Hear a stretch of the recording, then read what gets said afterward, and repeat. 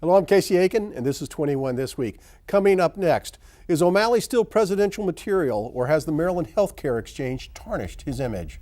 Will fracking be an issue in November? Senator Jennie Forehand announces her retirement. Who else is going to get into the race? And there is a crowded field for Phil Andrews' council seat. Use of plastic bags in D.C. is unaffected by the tax. What about Montgomery County? Our panel of insiders will give you the story behind the story. We're joined by Rich Parsons, Steve Kreseski, Mark Uncapher, and Susan Heltemes. Stay tuned for these stories and more on the next 21 This Week.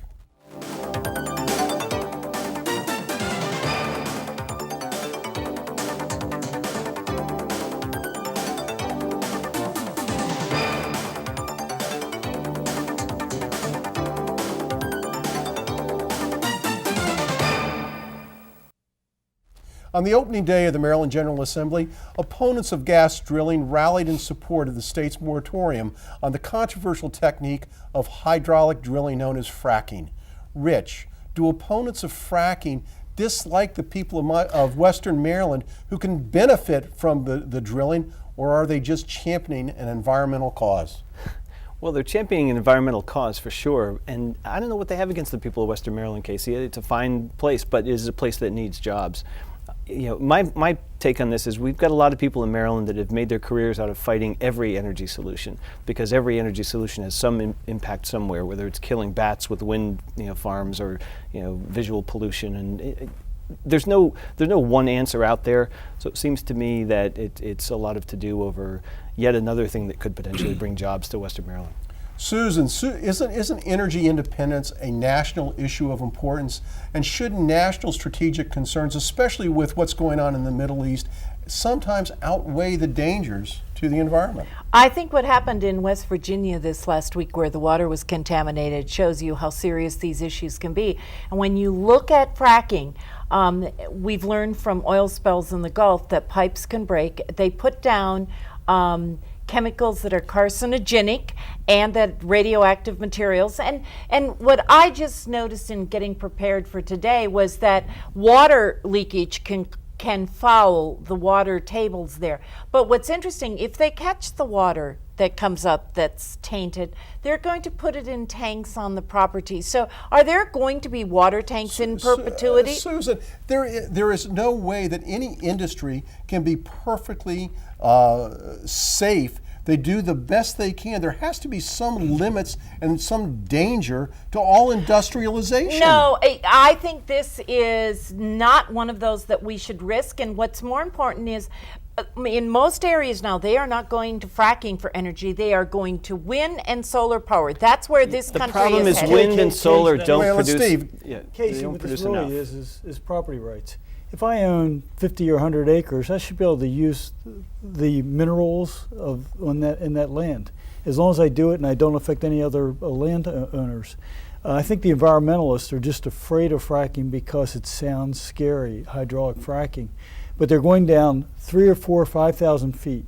The water table's at 200 or 300 feet.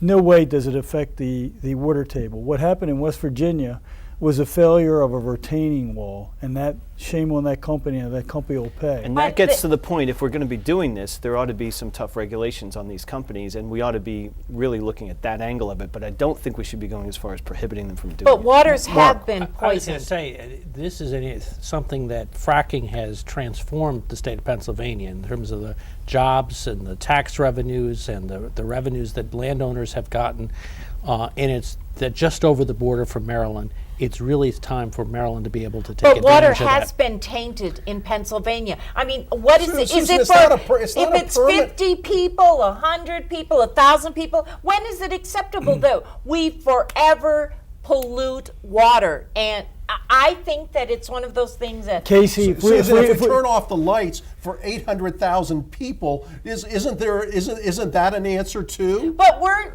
exporting 41% of the oil we produce. So that's not true. Yes, it's 41%. Not true. And actually, we should be doing more. We're not allowed to export raw materials and oil. It's been a ban since the 60s. But it's processed. Finished. 41%. That's gasoline. That's not oil production.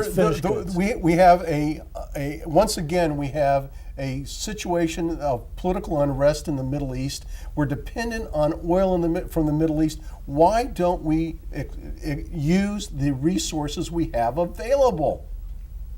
And why don't You're we? speechless. No, Why don't we turn to wind or solar power? Because there's not enough gigawatts from those sources to power the needs of the community. We've got to look beyond that. Natural gas, I think, has Yes, a lot of but problems. There's in a lot of other things, too. combination? There's not one silver bullet here. It's a complicated issue, and there's no easy answer. The best case for the renewals is a much lower percentage. You've got a huge gap. Susan's that you need right. to fill. We do need a blend, and Yeah. all the mature, well integrated, big energy producers have entered. But the issue is whether or not Maryland should lift the moratorium. Isn't Right. it time that Maryland lift the moratorium? Yes or no? Yes, because the Yes. EPA's approved it. The EPA, Yes or no? yeah, they should lift the moratorium. All right, we got to go on our next topic. Much has been made of the political fallout from the poor rollout of the Maryland Health Exchange website as to the impact on the upcoming gubernatorial race, but there has been scant attention paid to the effects that it may have on the presidential ambitions of our current governor, Martin O'Malley. Steve, does the disappointing results of the healthcare rollout tarnish O'Malley's image? I think the real concern here, because any governor that's been in for 4, 5, 6, 7 years, Democrat or Republican, is potential presidential timber, and so is Martin O'Malley. What the fear is of among national Democrats, only 1% favor him as the lead primary candidate. So that means either a lot of national Democrats don't know who he is, or they don't choose him to be their number one candidate. So you now have a narrative that's playing out where you have a $170 million boondoggle in the state, way under the figures of several hundred thousand that they wanted to have enrolled by March. It's 26,000. And unless that's changed around, he's being defined by this boondoggle right now. Mark, Steve makes a very compelling case, but isn't O'Malley kind of Teflon-like, that this isn't going to stick to him? Well, the response that I'd give is that it's hard for me to see that in a Democratic primary anybody's going to attack O'Malley for the rollout, because he's got so much company of other rollouts. Some other states, frankly, like Oregon, have been even worse than Maryland. Not that Maryland was all that great. So I think maybe in the fall, but I doubt very much O'Malley would be getting that far. And O'Malley has already announced that if Hillary Clinton runs, he's not running. So he may have, by default, taken himself out of the race already. Well, I think O'Malley should run as a stalking horse for Hillary Clinton.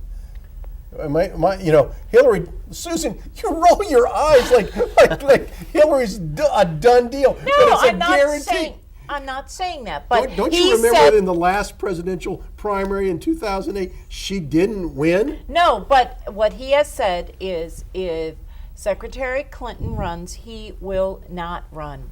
And assuming she runs and announces it, he will defer to her. Well, but why? I mean, he could defeat her. He could be the nominee. Why would he want to do that?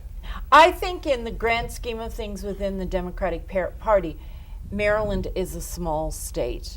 And that's part of the name recognition. It's a small state, and people don't hear him in the news all the time. Like Chris Christie, for instance, who's in the news a lot these days. That's a bigger state, and it gets more attention. Boy, you are so gleeful that Christie that came up. Rich, what about O'Malley? Does he have a chance? I don't really think he's done what he needed to do so far yet in his 2 terms to really put himself on that top echelon. Just by, he's been an okay governor. I don't think he's done the kind of things that were expected of him. Remember, he came in with such high expectations. Maybe it's just that those expectations were set so high, it was a tough bar to reach. But he was the darling boy of the Democratic Party for a little while on the national scene. And I don't know, I just get this feeling most of the way through his term, he's been an okay governor, but not a great governor, and I think people were looking for a great governor. But doesn't it also reflect the fact that other than Hillary Clinton, there is no single figure out in the Democratic field that excites people? Elizabeth Warren does. Some people are keen on Elizabeth Warren. But she's taken herself out as well. And for good reason. She has 0 chance of winning a national election.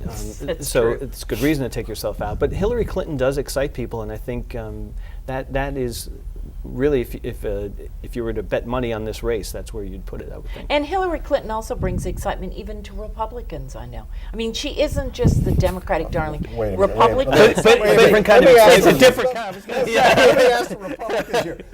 Does Hillary Clinton excite you as a candidate? Are you kidding me? We're talking about sane, open-minded All right, Republicans. since Susan brought up the topic, I'm going to ask the Chris Christie question, which is: did Chris Christie hurt himself among Republicans, or did Republicans even care that he got into trouble? Steve. This, again, is a narrative. He's holding himself out, running fast, and saying that he's the lead among all governors that could be potential candidates. And now he's got a tarnished image. This is a great example. Sure, he'll get beyond this, but it's a narrative that sticks for certain people. I don't think he's going to get. I think he's blown it. I think he's made the best of what was a horrible situation, and so he may get some credit for standing up and taking responsibility.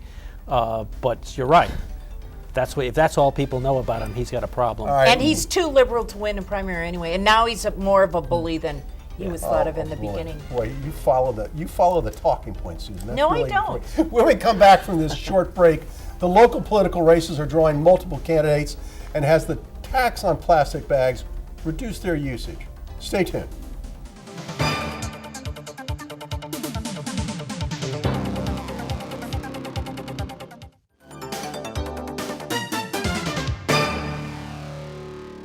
This past week, Maryland State Senator Jennie Forehand announced that she was not seeking re-election.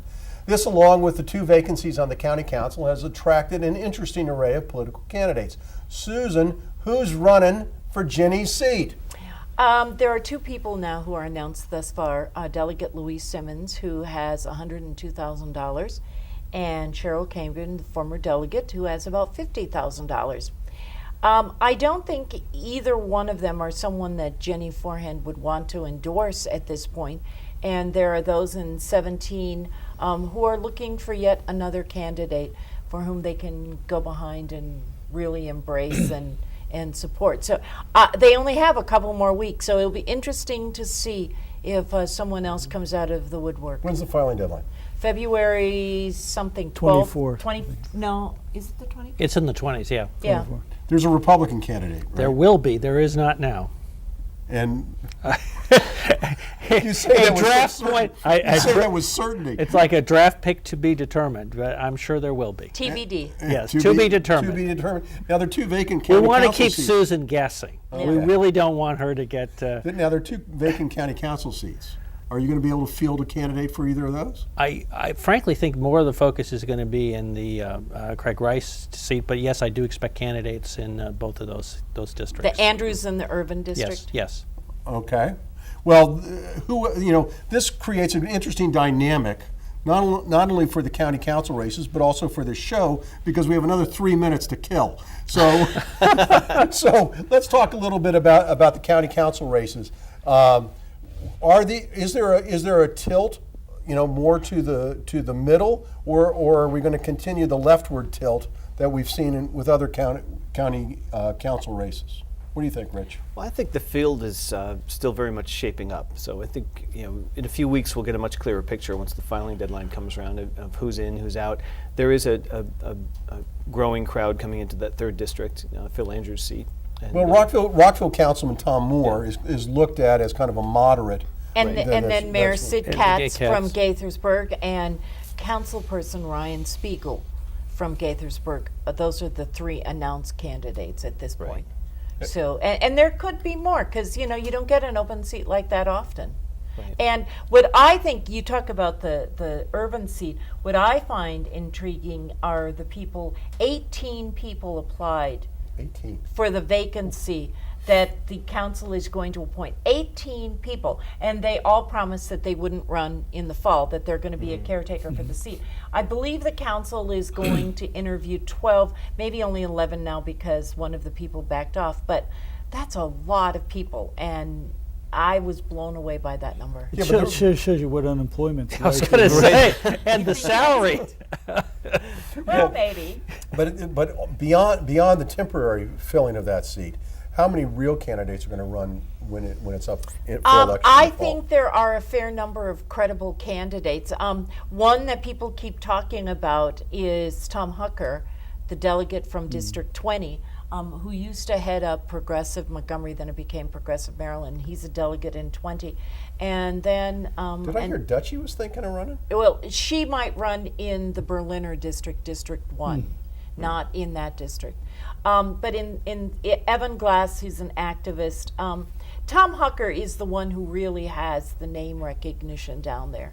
And it does cover, Silver Spring all the way over to the Howard County line and Tacoma Park. So I think that it isn't just, that's the district where being liberal would make a difference, not But in that's the not other. going to change the dynamics on the county council, whoever's No. elected out at Tacoma Park. No, because there's an assumption what that person will probably represent. Right. So the only question is whether or not someone who fills Phil Andrews' seat is maybe more conservative than he is. He's been a relatively moderate voice. I would say moderate, yes. On the county council. And Craig Rice is challenged in the Democratic Party already. He has a primary challenger, and there are rumors out there about Why are they challenging Rice? because in the Democratic Party, there aren't that many seats that come up on the county council. There are only 9. You're most vulnerable your first time out. If you're going to challenge someone, this is the time to do it. Well, but Yeah, what there's is not he? any real issue with his leadership or his No, votes, though. it's- he no, seems it's- to be Just doing sort pretty of- closely to the interest of his district and doing a pretty good job from what most people think. And is he doing the constituent work that everybody expects? Yeah, and now he's So there's no real issue I'm aware of. No, and he is the president of the council this year, which would help him in any. Bill Hanna always wanted to be the president the year of the, and so that will help him, I think, in terms of getting reelected also. But the District 1 race could be interesting if Dutchie Trachtenberg were to take on Roger Berliner. Why is Roger vulnerable? I don't. I think that there are people in District 1 who are not happy, maybe with his voting. I'm not certain. I don't live in one. I live, down there in that bastion of democracy in 5. So I don't live there. Well, that's a great way of putting it. The bastion. The bastion of democracy in Tacoma. Silver Spring, in Tacoma Park. Silver Spring. All right. Now we're going to our last topic tonight. A recent study in the District of Columbia has concluded that the tax on disposable plastic bags has not reduced their actual usage. So isn't it about time that Montgomery County rethink this regressive tax? Steve? Well, I think this is when you get to the point where public opinion polls show that people feel good about using these or paying to prevent use of tax of using the bags and using the bags that they're carrying in their trunk, even if they're bacteria filled or their break or whatever. But I think people are starting to now get the sense that there's an inconvenience factor. They don't like when they have to pay 50 cents to get 10 bags of groceries home. And so now you're starting to get a situation of what are we really solving? And then even worse, the county has a significant source of revenue which is really hard to let go. So you're gonna have this constant tension, but I don't see them putting the genie back in the bottle.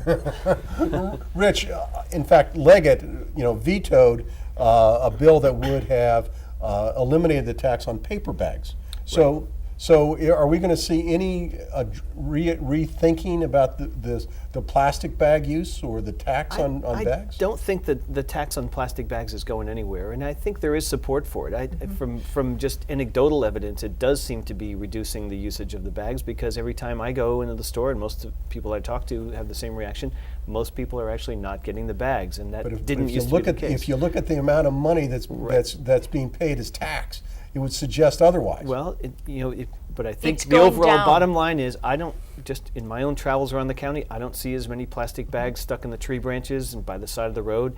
To me, it seems to be working, and it seems to me a small price to pay because I just carry the bags in my trunk, even if they are bacteria-filled, Steve. But I think it's one of those accommodations that we get used to, and it's not too much of an imposition. So I think it's here to stay. Everybody wants to save the bay, but at some point, we have all kind of different taxes to save the bay. We've We've got the rain tax. We've got Prince George's County has its own separate sewer and water tax to save the bay. I mean, at some point, isn't there enough tax being collected to save the bay? Casey, this is like getting rid of smoke in restaurants.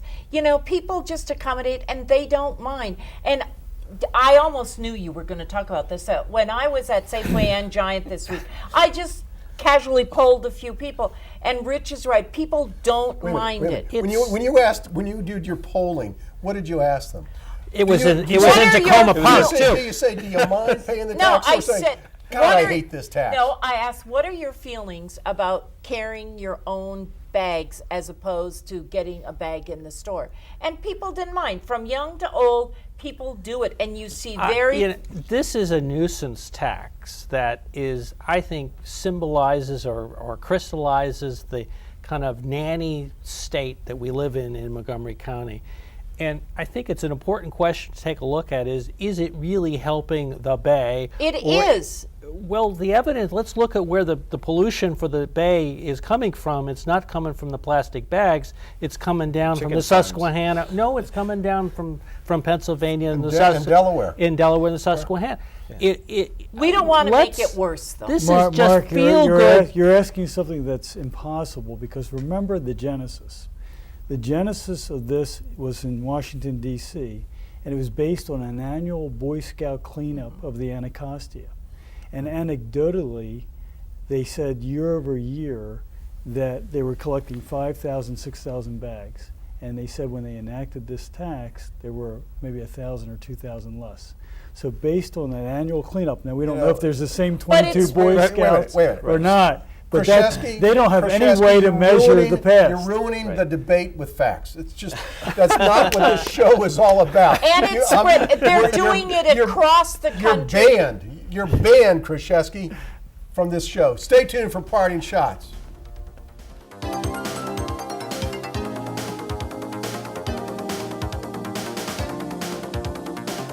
And welcome back. All the hyperactivity about Jay Gruden's coaching pedigree or lack thereof to be a head coach in the NFL is merely the stuff of a columnist void of ideas for his daily punishment. The selection of a head coach, like the drafting of a player, is an inexact exercise based on reasonable knowledge and a great deal of hope.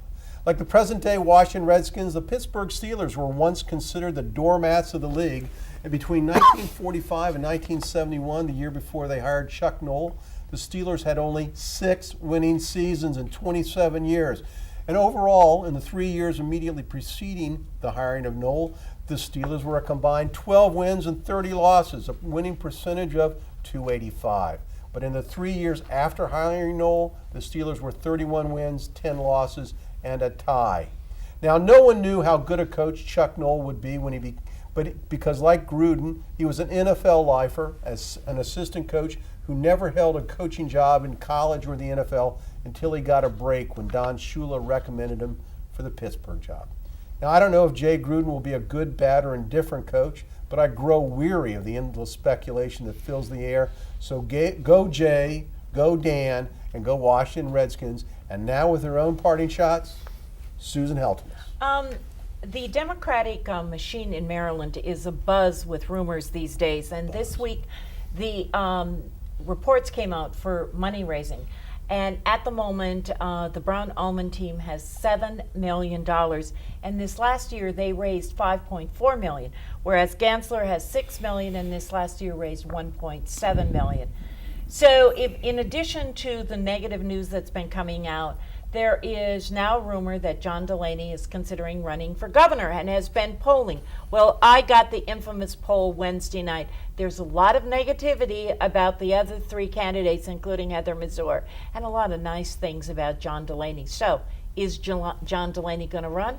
And who's going to run in his place if he decides to run? Stay tuned. Thank you, Susan. Mark, your parting shot. Susan's got breaking news there, but we also have some news about a familiar face for this particular show, which is that one of our regular panelists, Jim Shallak, announced on News 8 this week that he will be running for county executive. And so While we won't see him here on the set or on the screens, we'll be seeing a lot more of him around the county as he runs for county executive. Thank you, Mark. Steve, your parting shot. All viewers should rethink their civil liberties in light of the use of the technology that's around them, whether it's your iPhone, your laptop, or your computer at work, or even your car.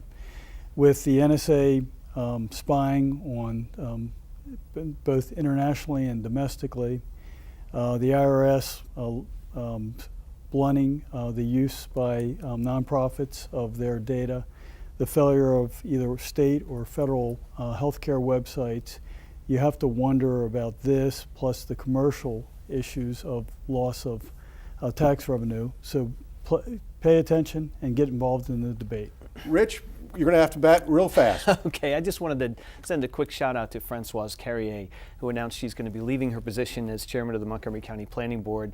A pretty thankless job in most people's opinion. She's done it well, and she'll be missed. Thank you, Rich. Thank you, panel. Thank you for tuning in. And next week, tune in for a special interview with candidate Heather Mazur. Remember to tune in each and every week to Montgomery County's hardest-hitting political talk show. For 21 this week, I'm Casey Aiken.